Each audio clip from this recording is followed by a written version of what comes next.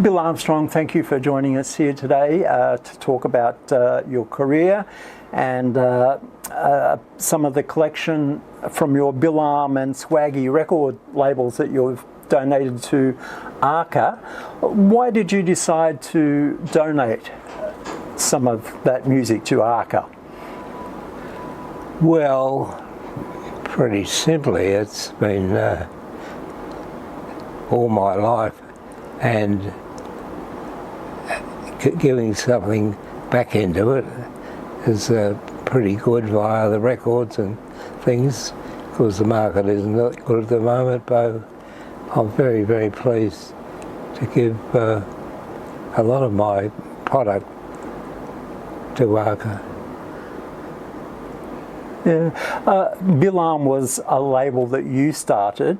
Swaggy was already in operation. Neville Sherburn started Swaggy Records, which he bought from Graham Bell Band. Graham Bell had started his own label many, many years before, and when his label decided, the members of it decided to go all different ways, Neville made an arrangement to buy Swaggy Records as it stood, and he then developed it into a very, very good Australian product label, one of the best in the world. Yeah. What was it about jazz music in particular that you enjoyed?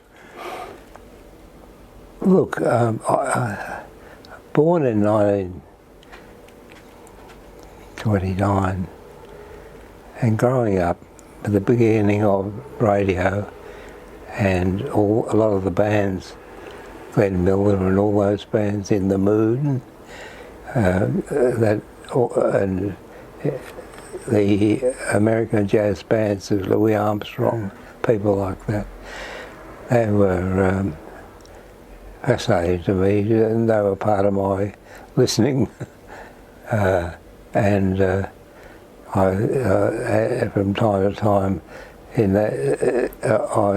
met a lot of these local jazz musicians, and a couple of them lived near my house in East Melbourne, and they used to come round on Sunday morning and we'd play what the latest records that we'd got and things like that with Warwick Dyer and so forth, members of the Johnson Band.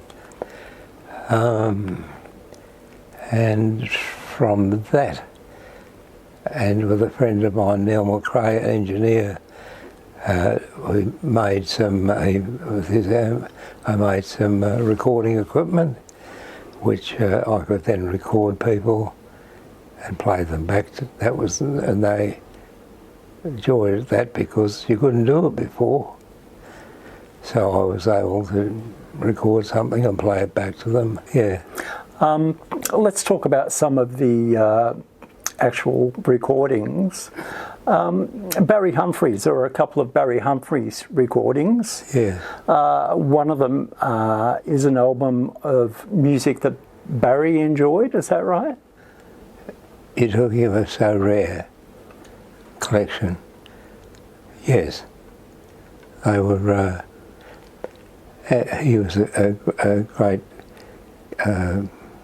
collector of jazz records, and he actually knew some of the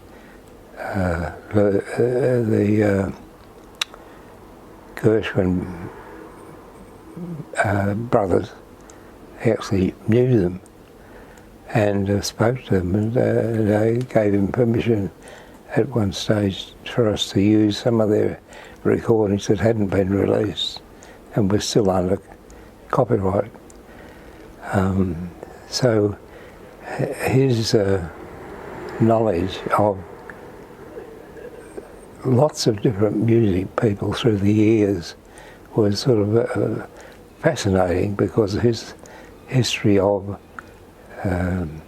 jazz and music and people was just so fascinating that at some point we just talking about it, and I said, why don't we make a series of records of all these beautiful places you've been to, and some musical directors in Europe and so forth we've never heard of, but he knew all of them. He knew where they lived, and he used to, have coffee with them, famous jazz people. And so that's how that series started, and it became never-ending because we made 4 double CDs and filled them all up with incredibly good recordings of old recording people that had since died and so forth. But he had, by chance here and there, recorded them, so we were able also to include some recordings of him talking to these people. And that was fascinating. And of course, Barry and I were not far apart in ages, and so we really grew up with the same basic radio and listening, and his knowledge of all these different people was quite incredible. Anyway, that was a major part of my life, was knowing Barry. Bill Armstrong is the king of recorded music in Australia, if not in the entire Southern Hemisphere. His reputation is worldwide, and his belief in the great jazz makers of Australia remains very inspiring. From Graham Bell, Smacka Fitzgibbon, Bob Bernard, Don Burrows, all of them and many more greats of Australian jazz have found their way onto Bill Armstrong's archival recordings. And another recording, Songs of Australia, with Dame Edna and Les Patterson and the Australian Philharmonic Orchestra. You recorded that orchestra? Yes, I did. Yeah. It was in the concert hall. Yeah. The recording was called... Songs of Australia. Yes, I think it was. That Barry was doing with the English writer-producer, and I've forgotten his name, but he was famous, and he was out here, and he was the producer of the program with Barry, and I made an arrangement. I paid all the musicians and recorded two sessions in the Melbourne concert hall, and they were a rare set of recordings. Yeah. Which cost me a fortune, because I paid all the musicians, and Barry was paid by the royalties in selling the records. Right. It's a long... Yeah. Another artist that you had a lot to do with, Smacka Fitzgibbon. Yeah. There was one album, Barefoot Days, recorded at a pub, I believe. That's right. Smacka was traditionally a barman and a very good jazz vocalist and singer, but he was, his parents were in the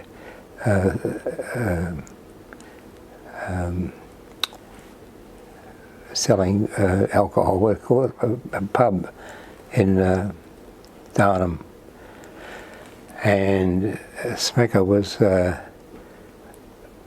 learning to get his licence in the Darnham Hotel, which is the joint next state to where his parents were.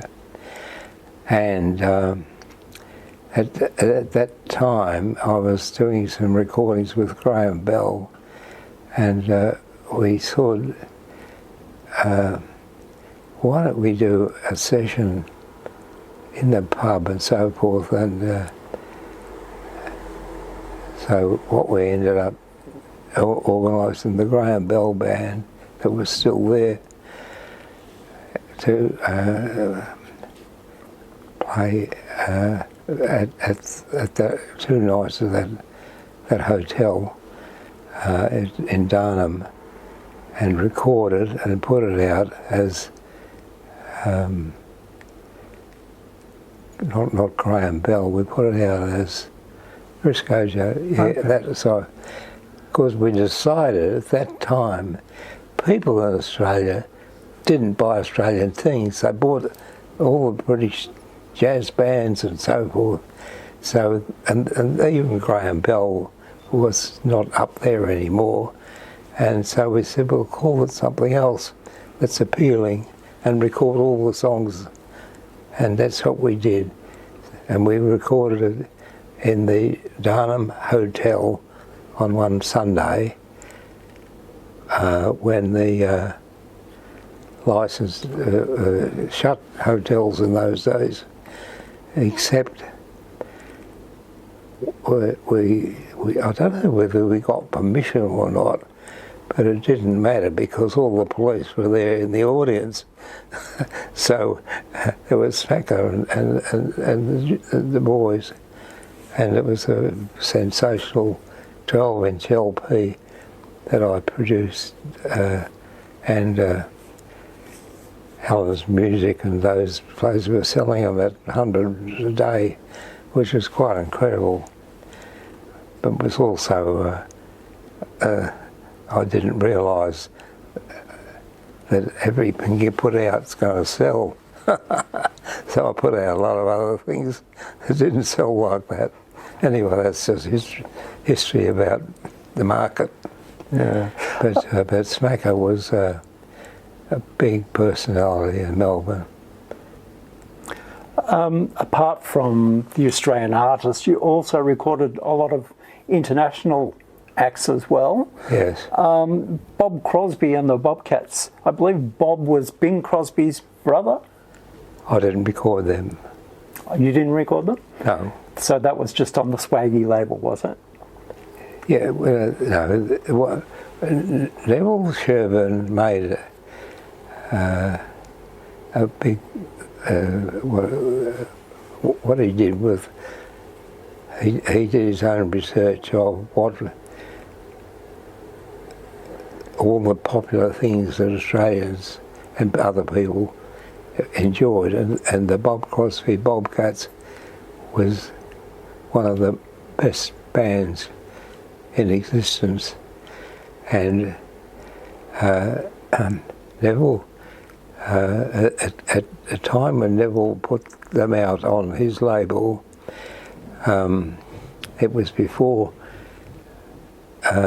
digital cleaning up, but a guy in England, I've just forgotten his name, he was an expert at cleaning up old records, and I went to his place one day in his backyard, and what he did, it was like a doctor.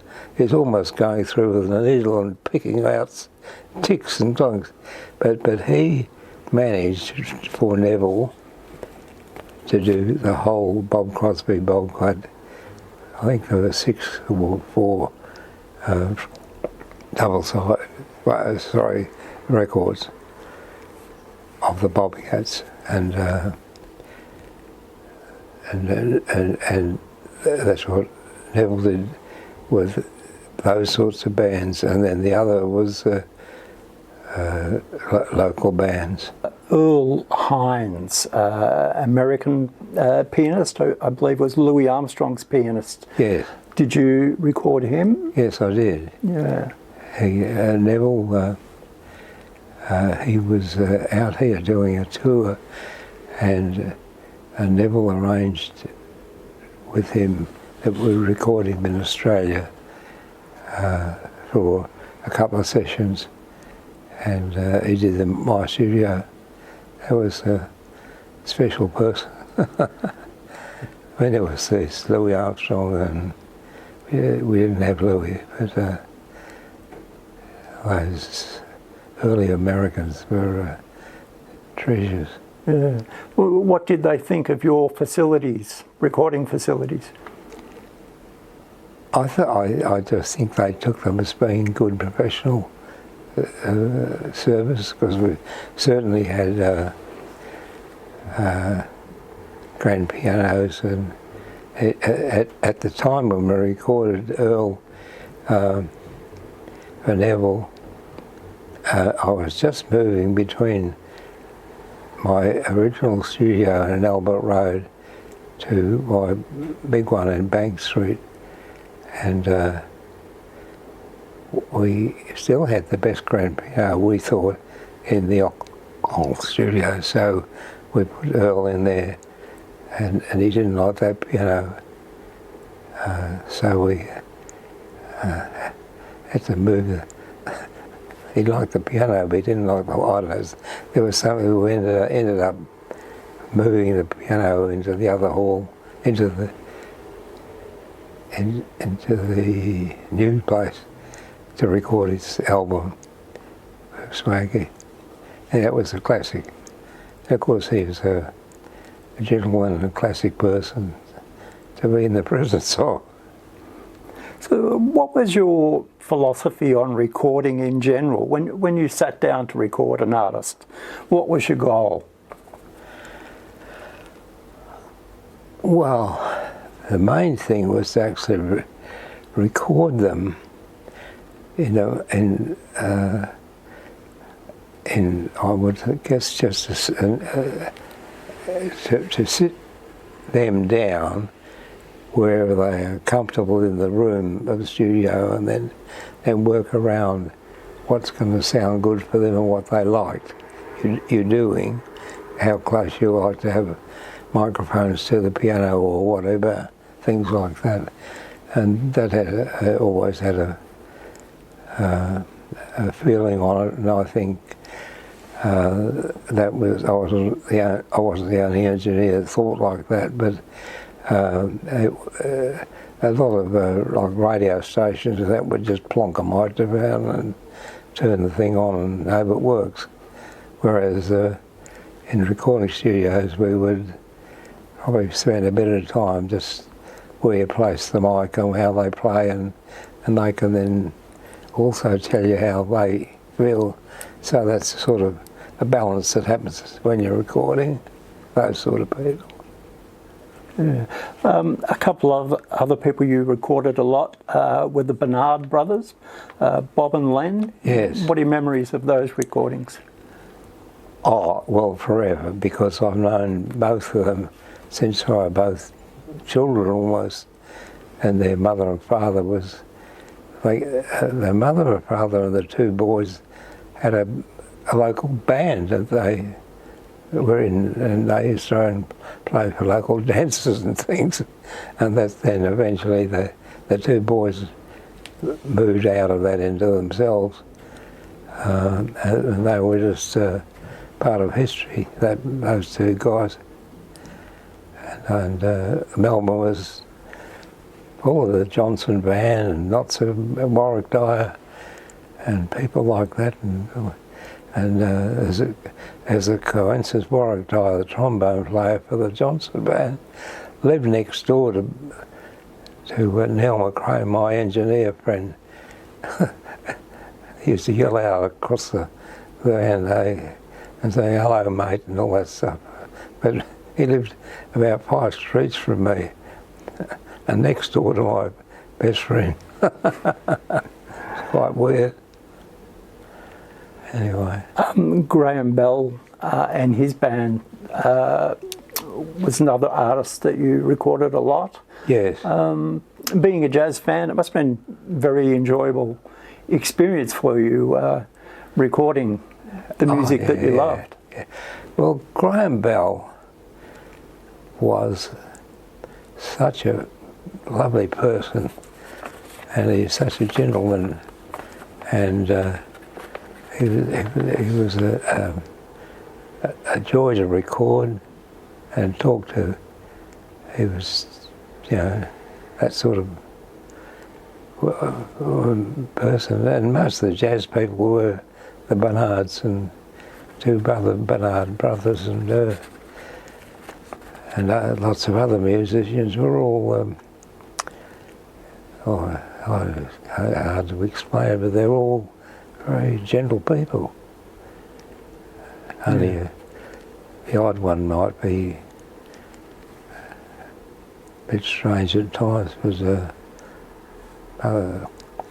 we lived in an atmosphere of we all knew each other. That was a major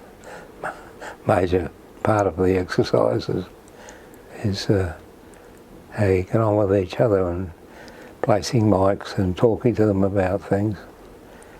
And we were just part of a folklore, or whatever you like to call it. It was just I just happened to be lucky to grow up in a time that was as we know it, of the jazz time.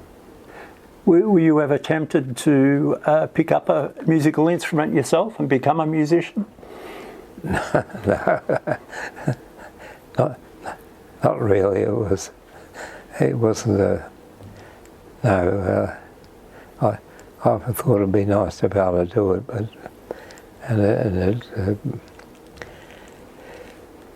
when you were with recording people like Cleo Lane and her husband, and these sort of magic people, you're just lucky to be around them. I think I was lucky to do that.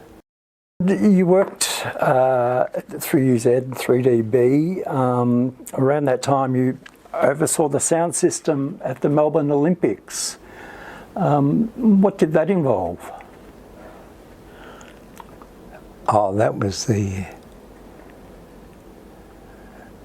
opening of the... And Neil McRae, who's an engineer friend of mine who worked with me a lot, and who worked for Philips. And they had the contract put to the opening of the Maya Bowl, and they'd installed some of the very latest technology for halls and places, and they had introduced delay systems, because of the people there and here. If you don't have a delay system, they're getting da-da-da-da. So they imported a Philips system for doing, where you could adjust where the people were sitting would be what they get. It's quite an increasing thing. So, and Neil McRae was a friend of mine, a closest friend, who was an engineer in charge of all that. And that's how they said, well, they need someone to control it, to sit up the back, at the back row. And I got the job of being the opening person, controlling the bands up in the hall, and then the sounds coming into them. So I was in sort of control of how they got it, which was quite a big thing. The Philips were very good at that. At the Armstrong Studios, you were successful in creating a team of jingle writers. You were quite successful in the advertising industry. Yes. Something that you probably pioneered. People like Mike Brady and Bruce Woodley worked in the studio writing jingles. We had at the beginning, and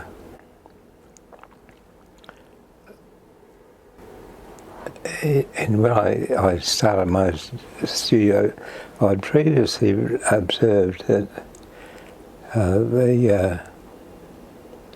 or cut it all short, if the advertising agency wants a jingle, or one of them they like Bruce Woodley or something, what they want to do is they want to hear a demo. So what I did in talking to them all is, the problem is, I said, I'll set up a system where I took the building next door to my office and put 3 or 4 rooms in there, one for Bruce Woodley and different other, so that they could, in my studio, they could come in, free use, record a demo, present it to the people, and they say go. So I got the recording job, but in those days also, the only way the radio stations got them was on 45 discs. And I had a whole system set up with the manufacturer of records so that we could record. Like Bruce Woodley had his office, come and record all the demos, get the job, come back, record the full job, and the full job was put into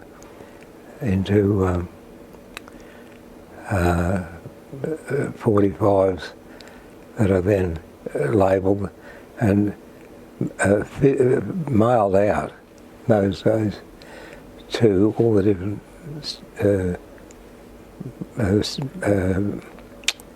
stations to play them. So I had that whole system set up, and of course, as it turned out, people like Bruce Woodley and all those people were my friends, and also they became sort of part of my business as well. Without, the main thing was the other studios didn't do that.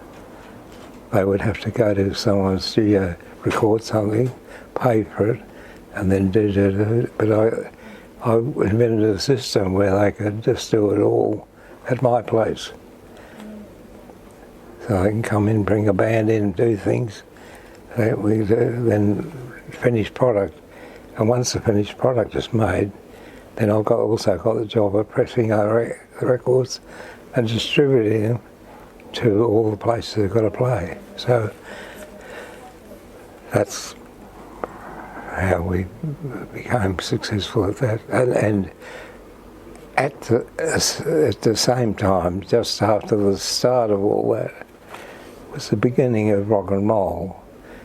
And Ron Tudor and the record labels, about 3 record labels recording all the time, and Brian Cadd, all those, they all eventually, we became the place.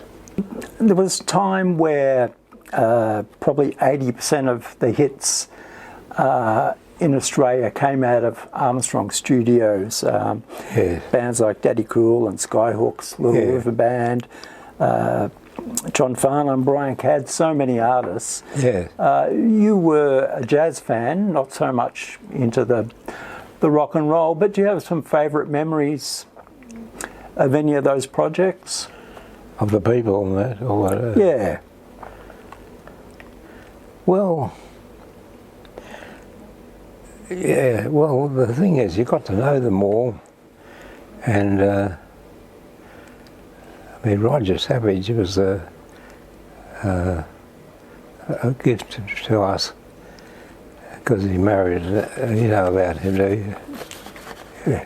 He married an Australian girl, came out here, and he was offered a job in Sydney at EMI, but his wife didn't want to live in Sydney, and that's how he got to Melbourne.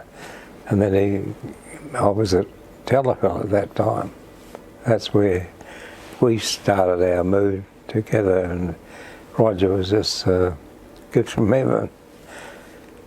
and he'd worked with Mick and all the heavies in England.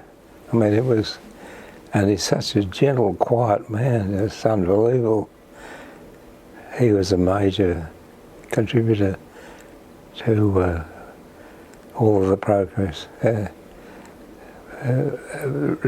His ability to record people properly, little things, and they all talked about it, but he was just a joy of a person as well. Yeah. So he was, in many respects, I was lucky I had people like Ern Rose and him, and all these people fell my way, if you put it that way. But I mean, how we became, I think we became a place where they could feel comfortable at. And we were an operation that I could enjoy working at. What are your memories of the recording of The Real Thing, Russell Morris's hit? Oh, that's endless. Well, The Real Thing was something of lots of telltales, but it was, what's his name? Molly. Molly was hanging around the studio. He used to hang around and be there, and we thought, oh, he's not doing any harm, and he just hang around, and he was a nice guy and polite, and everyone liked him, and that's the sort of atmosphere. And then when The Real Thing idea, when that started, it sort of became a monster.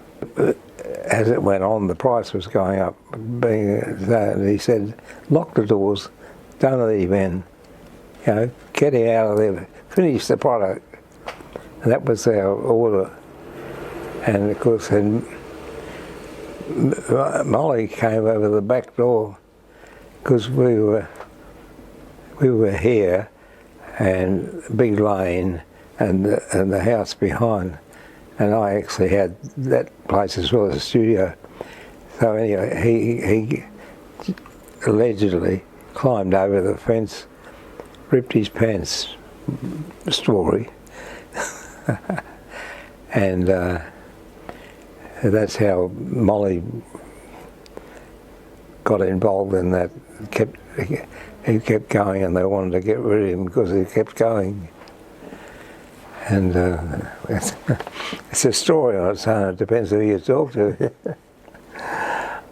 In 1980, you started Eon FM, Yes. which is now Triple M. Yes. What did you see in FM radio at the time that you thought it was going to work?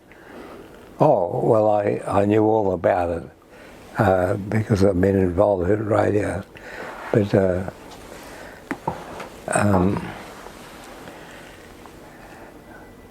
and there hadn't been any new licenses. The FM was the beginning of the first time there were new licenses before the station down the coast, AM station, I forget what it was called. The one station there, it's still there, down in 3MP? Yes, MP. Yeah. Was a one-off station. It was for just that area, down that part of town. It wasn't in Melbourne. Well, one thing, at that time, I was running a company for the government. I had the ethnic radio station in Sydney and in Melbourne. In running ethnic radio from Melbourne and having staff in Sydney and Melbourne, and had my good ears to go what was going on in Sydney particularly, and eventually the smell of FM started to hang about, and I was the same organisation that dealt broadcasting dealt with ethnic radio licences, and that's how I got to know a good smell of what was going on. And when the deciding to call for licences came up,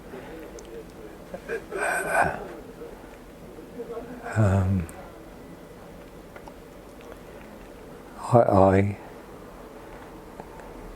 assembled a network of people that would be best to run an FM station. Yeah, so you assembled a good team. Yeah, because I already had half the technical operation set up in running the ethnic radio stations in Melbourne and Sydney, and I already had a sort of an operational staff on those two stations. But I then got together with other like-minded people and formed the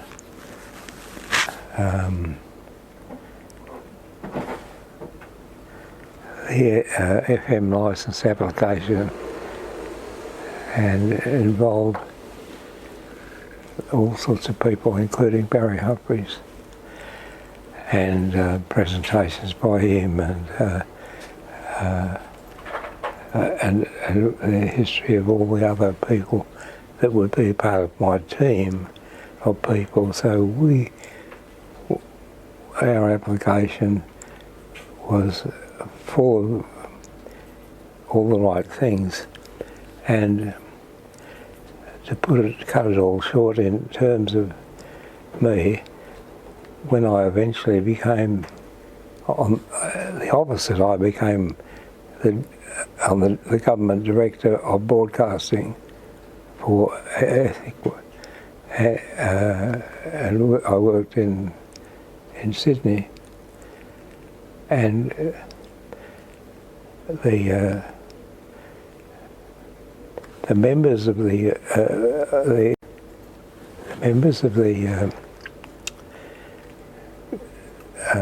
group that heard the licences in Melbourne happened to be having a little get-together of ex-members of the Broadcasting Authority, and of course at that time I was then working for the government in the Ethnic Authority. I was number 2 on broadcasting for the government, and the person that actually heard our broadcast licence when we got Eon FM, he said, "I can tell you now, when we got the licences, you had one. It was a matter who to give the other one." He said, "Your licence was so good, application, you had Barry Humphries, you had the best bands, you had we had all that," he said, and it's a great compliment. So, anyway, it's a long story. One more, Bill, and we'll let you go. That's all right. What are you most proud of in your career, and how would you like to be remembered? Oh.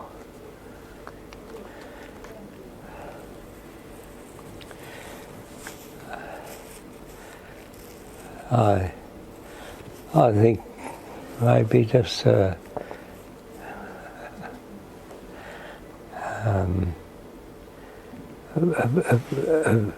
least contributed to the broadcasting, the recording of music in Australia through various stages of it. I think having been involved in so many of those parts of broadcasting and Eon FM and things like that, they were all great things to have achieved and been part of them. None of them, I didn't do anything on my own. I had great teams of people, which I'm forever grateful to. But we all worked together, and I'm lucky that I was in some part, in some of it, the leader of them. But I couldn't have done what we ended up with without all of those people. It was a very good operation. And it's different now, of course. Yeah. Right, Bill, it's been a pleasure to chat to you, and thanks so much for your time. So that was that brilliant.